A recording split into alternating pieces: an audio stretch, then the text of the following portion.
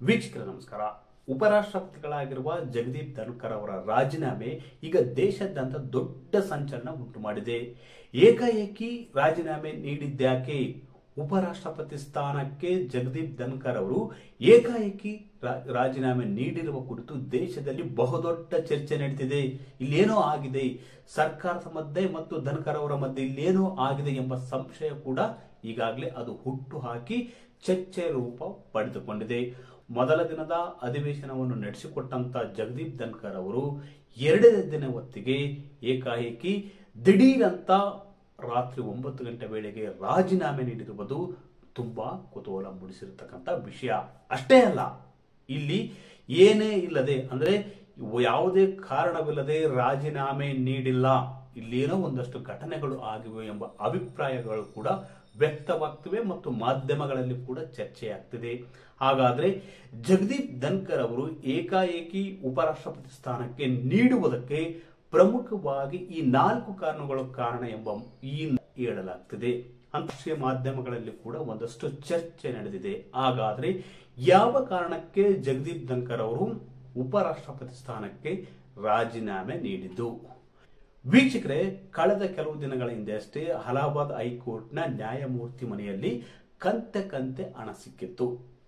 ಈ ವಿಷಯ ಕೂಡ ದೇಶಾದ್ಯಂತ ಸದ್ದು ಮಾಡಿತ್ತು. ಈ ವಿಷಯದಲ್ಲಿ ಅಂದ್ರೆ ವಾಗ್ದಂಡನೆ ಮಾಡುವುದಕ್ಕೆ, ನ್ಯಾಯಮೂರ್ತಿಗಳನ್ನು ಅವರ ಸ್ಥಾನದಿಂದ ಕೆಳಗಿಳಿಸುವುದಕ್ಕೆ ವಾಗ್ದಂಡನೆ, ಇಂಪೀಚ್ಮೆಂಟ್ ಒಂದು ಕ್ರಮ ಕೈಗೊಳ್ತಾರೆ.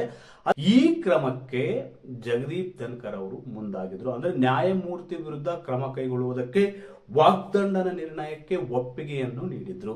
ಇದು ಸರ್ಕಾರಕ್ಕೆ ಇಷ್ಟವಿರಲಿಲ್ಲ ಅಂತ ಹೇಳಲಾಗ್ತಿದೆ. ಅಂದ್ರೆ ನ್ಯಾಯಾಂಗದ ವಿರುದ್ಧ ಇವರು ಪದೇ ಪದೇ ಒಂದಷ್ಟು ವಾಗ್ದಾಳಿಯನ್ನು ನಡೆಸ್ತಾರೆ, ನೇರವಾಗಿ ಚಾಟಿ ಬೀಸ್ತಾರೆ. ಇದರಿಂದ ಎಲ್ಲೋ ಸರ್ಕಾರಕ್ಕೆ ಕೂಡ ಮುಜುಗರ ಉಂಟಾಗುತ್ತೆ ಮತ್ತು ನ್ಯಾಯಾಂಗ ಮತ್ತು ಶಾಸಕಾಂಗದ ಕುರಿತು ಬಿಕ್ಕಟ್ಟು ಎದುರಾಗುತ್ತೆ ಎಂಬ ಆತಂಕ ಕೂಡ ಸರ್ಕಾರವನ್ನು ಕಾಡುತ್ತಿತ್ತು.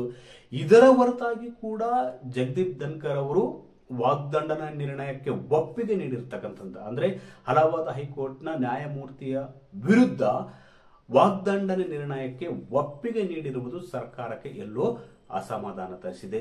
ಇದೇ ರೀತಿ ಎರಡನೇ ಕಾರಣ ಏನಪ್ಪಾ ಅಂದ್ರೆ ಇತ್ತೀಚಿನ ದಿನಗಳಲ್ಲಿ ಜಗದೀಪ್ ಧನ್ಕರ್ ಅವರು ನ್ಯಾಯಾಂಗದ ವಿರುದ್ಧ ಪದೇ ಪದೇ ಒಂದು ವಾಗ್ದಾಳಿ ನಡೆಸಿದ್ರು.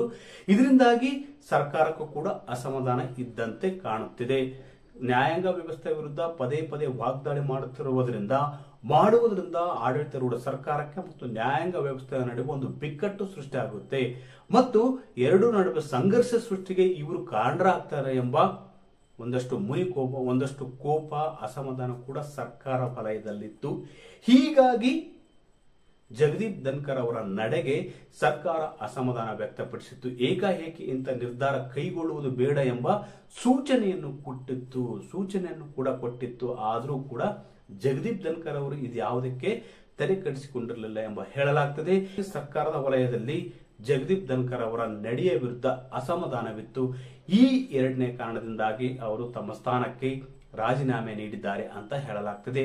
ಅದೇ ರೀತಿ ಮೂರನೇ ಕಾರಣ ಏನಪ್ಪಾ ಅಂದ್ರೆ ಈಗಾಗಲೇ ಬಿಹಾರ ವಿಧಾನಸಭೆ ಚುನಾವಣೆಗೆ ಸಮಯ ಹತ್ತಿರ ಬಂದಿದೆ. ಅಷ್ಟೇ ಅಲ್ಲ, ಇವರನ್ನು ಕೆಳಗಿಳಿಸಬೇಕು ಅಂತ ಸರ್ಕಾರ ವಲಯದಲ್ಲಿ ಸಂಸದರಿಂದ ಅಭಿಪ್ರಾಯ ಸಂಗ್ರಹ ಕೂಡ ನಡೆದಿದೆ ಅಂತ ಹೇಳಲಾಗ್ತಿದೆ. ಅಂದ್ರೆ ಉಪರಾಷ್ಟ್ರಪತಿಯಾಗಿರುವ ಜಗದೀಪ್ ಧನ್ಕರ್ ಅವರ ನಡೆಯಿಂದ ಸರ್ಕಾರ ಬೇಸತ್ತಿತ್ತು. ಅವರನ್ನು ಕೆಳಗಿಳಿಸಬೇಕಂತ ಎಲ್ಲೋ ಒಂದ್ ಕಡೆ ಸಂಸದರಿಂದ ಸಹಿ ಸಂಗ್ರಹ ಕೂಡ ನಡೀತಿತ್ತು ಅಂತ ಹೇಳಲಾಗ್ತಿದೆ. ಹೀಗಾಗಿ ಅವರು ಕೂಡ ತಮ್ಮ ಸ್ಥಾನಕ್ಕೆ ರಾಜೀನಾಮೆ ನೀಡಿದ್ದಾರೆ ಅಂತ ಹೇಳಲಾಗ್ತಿದೆ. ಅದೇ ರೀತಿ ಬಿಹಾರಿ ಮೂಲದ ವ್ಯಕ್ತಿಯನ್ನು ರಾಷ್ಟ್ರಪತಿಯನ್ನಾಗಿ ಮಾಡುವುದಕ್ಕೆ ಸರ್ಕಾರ ಕೂಡ ಇಂಥದ್ದೊಂದು ನಿರ್ಧಾರ ಕೈಗೊಂಡಿದೆ. ಜಗದೀಪ್ ಧನ್ಕರ್ ಅವರ ನಡೆಯಿಂದ ಬೇಸತ್ತು ಸರ್ಕಾರ ಆ ಜಾಗಕ್ಕೆ ಬೇರೊಬ್ಬರನ್ನು ಅಂದ್ರೆ ಇಲ್ಲಿ ಬಿಹಾರ ನಾಯಕನನ್ನು ತಂದು ಕೂರಿಸುವ ಮೂಲಕ ಬಿಹಾರ ವಿಧಾನಸಭೆ ಚುನಾವಣೆಯಲ್ಲಿ ತಾವು ಉತ್ತಮ ಫಲಿತಾಂಶ ಪಡೆಯಬಹುದು, ಇದರ ಬೇಳೆ ಬೇಯಿಸಿಕೊಳ್ಳಬಹುದು ಎಂಬ ಹಿನ್ನೆಲೆಯಲ್ಲಿ ಸರ್ಕಾರ ಕೂಡ ಜಗದೀಪ್ ಧನ್ಕರ್ ಅವರ ವಿರುದ್ಧ ಅಥವಾ ಜಗದೀಪ್ ಧನ್ಕರ್ ಅವರನ್ನು ಕೆಳಗಿಳಿಸುವಲ್ಲಿ ಅಂದ್ರೆ ಹಿಂಬದಿಯಿಂದ ಕೆಲಸ ಮಾಡಿದೆ ಅಂತ ಕೂಡ ಹೇಳಲಾಗ್ತಿದೆ.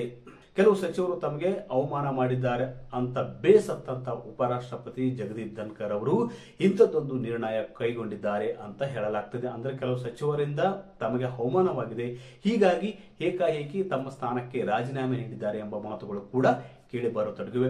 ಒಟ್ಟಾರೆಯಾಗಿ ಜಗದೀಪ್ ಧನ್ಕರ್ ಅವರ ಈ ಒಂದು ನಡೆಯಿಂದ ಅಂದ್ರೆ ದಿಢೀರಂತ ತಮ್ಮ ಸ್ಥಾನಕ್ಕೆ ರಾಜೀನಾಮೆ ನೀಡಿರುವುದರಿಂದ ದೇಶದಲ್ಲಿ ಬಹುದೊಡ್ಡ ಚರ್ಚೆ ನಡೆದಿದೆ. ಈ ಚರ್ಚೆ ಬಹುತೇಕ ಎಲ್ಲಾ ವಲಯದಲ್ಲಿ ನಡೆಯುತ್ತಿದೆ.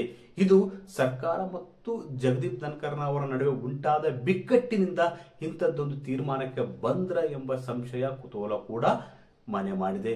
ಒಟ್ಟಾರೆಯಾಗಿ ಪ್ರಮುಖವಾಗಿ ಈ 4 ಕಾರಣಗಳಿಗಾಗಿ ಜಗದೀಪ್ ಧನ್ಕರ್ ಅವರು ತಮ್ಮ ಸ್ಥಾನಕ್ಕೆ ರಾಜೀನಾಮೆ ನೀಡಿದ್ದಾರೆ ಅಂತ ಹೇಳಲಾಗ್ತಿದೆ. ಅದೇ ರೀತಿ ಬಿಹಾರ್ ಮೂಲದ ವ್ಯಕ್ತಿಯನ್ನು ಉಪರಾಷ್ಟ್ರಪತಿ ಸ್ಥಾನದಲ್ಲಿ ಪ್ರತಿಷ್ಠಾಪಿಸುವುದಕ್ಕೆ ಕೇಂದ್ರ ಸರ್ಕಾರ ನಿರ್ಧರಿಸಿದೆ ಅಂತ ಕೂಡ ಹೇಳಲಾಗ್ತದೆ. ವೀಕ್ಷಕರೇ, ಈ ಮಾಹಿತಿ ನಿಮಗೆ ಇಷ್ಟವಾದಲ್ಲಿ ವಿಡಿಯೋ ಶೇರ್ ಮಾಡಿ, ಲೈಕ್ ಮಾಡಿ, ಕಮೆಂಟ್ ಮಾಡಿ.